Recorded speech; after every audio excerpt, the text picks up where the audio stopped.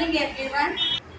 Today Motherland School children are going to play small drama on account of Vinayaka Chavati.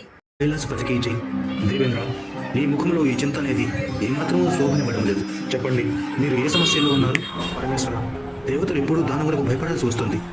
Devendra, రాక్షసుల్ని వధించి ఆ భయాన్ని తొలగించండి. దేవతలు శక్తివంతులు కదా, ఈ సమస్యకు పరిష్కారం మీరే వెతకొచ్చు కదా. దేవతల వద్ద కేవలం శక్తి మాత్రమే ఉంది, కానీ దావతల వద్ద వరాల శక్తి ఉంది. మీరు పరమేశ్వరుడిని ఏ విధమైన సహాయం కోరాలనుకున్నారు? తల్లి, మీ కుమారులైన కార్తికేయుడు, శ్రీ గణేశుడు శక్తివంతులు, శ్రేష్ఠ యోధులు. మీరు ఎవరైనా ఒకరిని సహాయం చేయడానికి ఇంద్రలోకానికి పంపించండి. దేవేంద్ర, మీరే నిర్ణయించుకోండి, మీకు సహాయం చేయడానికి ఎవరు కావాలని, కార్తికేయుడా లేక గణేశుడా? ప్రభు, ఈ నిర్ణయాన్ని మీరే తీసుకోండి. అవును ప్రభు, కార్తికేయుడు, గణేశుడు ఇద్దరూ కూడా శుభకార్యాలకు సిద్ధంగా ఉంటారు. నాన్నగారు, నేను దేవతల దుఃఖాన్ని దూరం చేయాలనుకుంటున్నాను.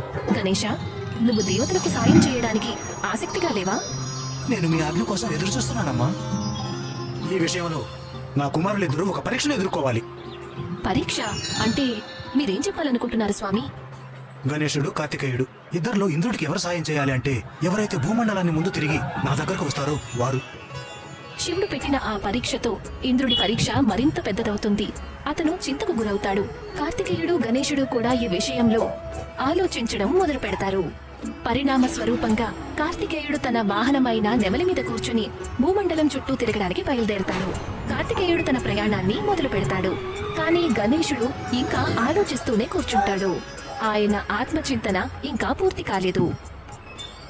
కార్తికేయుడి యాత్ర ప్రారంభమైపోయింది, కానీ నేను ఇంకా శివలోకంలోనే ఉన్నాను. అంటే ఈ పరీక్షలో నేను ఓటమి పాలైపోతాను. గణేశుడిలాగా తల్లి పార్వతీదేవి మనసులో కూడా ఆలోచనలు మెదులుతూ ఉంటాయి. అంతర్యామి అయిన శివుడు పార్వతి మనసులో ఉన్న విషయం తెలుసుకుని తనకు నచ్చజెప్పడం మొదలు పెడతారు. దేవి, నువ్వు అనవసరంగా చింతిస్తున్నావు. ప్రభు, కార్తికేయుడు తన లక్ష్యం వైపు వేగంగా ప్రయాణిస్తున్నాడు, కానీ గణేశుడు ఇంతవరకు శివలోకంలోనే ఉన్నాడు. మన పుత్రుడు గణేశుడు చాలా తెలివైనవాడు. తను ఖచ్చితంగా ఏదో తెలివైన ఆలోచన చేస్తాడు. దాంతో పృథ్వీని తిరిగి వచ్చే పని సరళమవుతుంది. గణేశుడి తెలివితేటల మీద నాకేమాత్రం అనుమానం లేదు. నువ్వు నిశ్చింతగా ఉండు దేవి, నా ఈ పరీక్షకు పరిణామం సుఖంగానే ముగుస్తుంది. పరమేశ్వరుడి మాటలకు పార్వతీదేవికి ధైర్యం లభిస్తుంది. కానీ ఇంద్రుడు అధైర్యంతో ఉంటాడు. అతని కంగారు మాటల్లో బయటికి వస్తుంది. శివలోకానికి వచ్చిన తర్వాత దేవతల సమస్య ఇంకా పెద్దదైంది. నేను సహాయాన్ని కోరుకుని వచ్చాను, కానీ పరమేశ్వరుడు నన్ను కూడా సమస్యలో పడేశాడు. ఇక రేపు ఏం జరుగుతుందో ఏమో. కార్తికేయుడు సమస్యని సదుపయోగం చేసుకుని భూమండలం చుట్టూ తిరగడానికి నిరంతరం ముందుకు సాగుతూ ఉంటాడు. అతనికి మార్గంలో గణేశుడు ఎక్కడా కనిపించడు. దాంతో అతను చింతకు గురవుతాడు, ఆలోచనలు పడతాడు. నేను సగానికి పైగా భూమండలాన్ని తిరిగాను, కానీ గణేశుడు ఎక్కడా కనిపించడం లేదు. అంటే దీని అర్థం నా గెలుపు ఖాయమన్నమాట. సూర్యాస్తమయమయ్యి మరుసటి రోజు మళ్లీ సూర్యోదయం అవుతుంది. కానీ గణేశుడు భూమిని చుట్టి రావడానికి ఇంతవరకు వెళ్లలేదు. ఆ సంఘటనతో శివుడు ఇంకా మాతా పార్వతి ఆశ్చర్యానికి గురవుతారు. ఆ ఆశ్చర్యాన్ని అంతం చేయడానికి స్వయంగా గణేశుడు పూజా పళ్ళాన్ని తీసుకుని భగవంతుడు, పరమేశ్వరుడు ఇంకా పార్వతీదేవి చరణాలకు చేరుకుంటాడు. అమ్మా, నువ్వు కూడా నాన్నగారితో ఆయన పక్కన కూర్చో. కుమారా, నువ్వు ఇంకా శివలోకంలోనే ఉన్నావా? అవును గణేష, నువ్వు భూమండలాన్ని చుట్టూ రావడానికి వినలేదా? నాన్నగారు, మొదట నేను మీకు పూజ చేసుకుంటాను, తర్వాత నేను భూమండలాన్ని చుట్టూ వస్తాను. గణేష, నువ్వు ఈ పరీక్షలో ఉత్తీర్ణుడు కావాలని అనుకోవడం లేదా?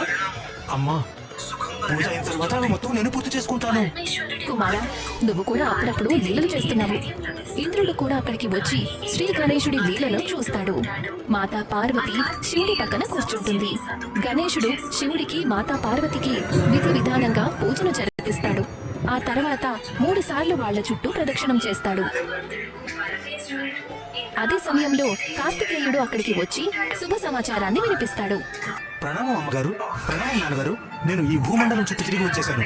నేను ఈ పరీక్షల్లో ఉత్తీర్ణుడయ్యాను. ఇప్పుడు నేను దేవతలకు సహాయం చేసే పని నేనే చేస్తాను. నీ విజయానికి శుభాకాంక్షలు కుమారా. నా శుభాశీస్సులు నీకెప్పుడూ ఉంటాయి. అమ్మగారు, మీ శుభాశీస్సులు ఇంకా నాన్నగారు ఆశీర్వాదం మీద నాకే అధికారం ఉంది. ఎందుకంటే ఈ పరీక్షలో నేనే ఉత్తీర్ణుడయ్యాను. గణేష, నువ్వు శివలోకం నుండి ఎక్కడికి వెళ్ళలేదు. మరి భూమండలం చుట్టూ ఎప్పుడు ఎలా పూర్తి చేశావు? అవును బాబు, కార్తికేయుడి ప్రశ్న న్యాయమైనదే. గణేష, నువ్వు నీ సమాధానాన్ని వివరించు బాబు. నువ్వు శివలోకంలో ఉండి భూమండలం చుట్టూ ఎలా తిరిగి వచ్చావు? శాస్త్రంలో తల్లిని భూమాతగా, తండ్రిని ఆకాశంతో సమానంగా చూడడం జరిగింది. నేను కార్తికేయుడు ఇక్కడ రాకముందే మీ ఇద్దరికి పూజ చేసి 3 సార్లు ప్రదక్షిణం చేశాను. అంటే నేను కేవలం పృథ్వీనే కాదు, 3 లోకాలను చుట్టి వచ్చాను. ప్రభు, గణేశుడి తెలివితేటలు, అతని సమాధానానికి నేను ఏకీభవిస్తున్నాను. నేను కూడా ఏకీభవిస్తున్నాను.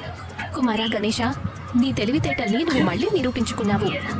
తెలివితేటల్లో నిన్ను మించిన వాళ్ళు లేరు. నేను కూడా గణేశుని చూసి గర్విస్తున్నాను. దేవేంద్ర, మీ సమస్యకు పరిష్కారం లభించింది. అవును దేవేంద్ర, ఇక విఘ్నహర్త గణేశుడే మీ విఘ్నాలను దూరం చేస్తాడు. గణేశుడు చేసిన ఈ పని యుగ యుగాలకు ధర్మ పరిక్రమగా, పుణ్య పరిక్రమగా ప్రసిద్ధి చెందుతుంది. సమస్త దేవతలు ఇంకా భక్తులందరూ గణేశుడికి జేజేలు పలుకుతారు.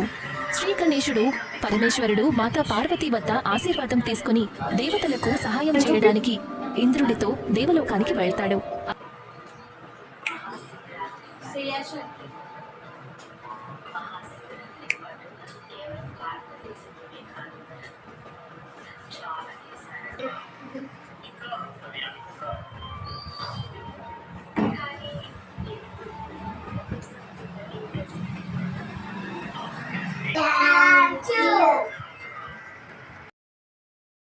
गणेश महाराज के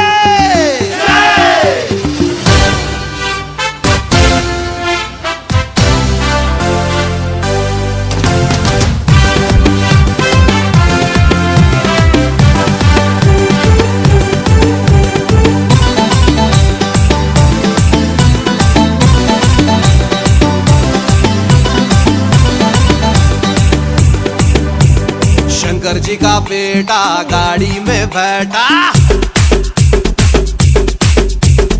उसको ना पाटा राम राट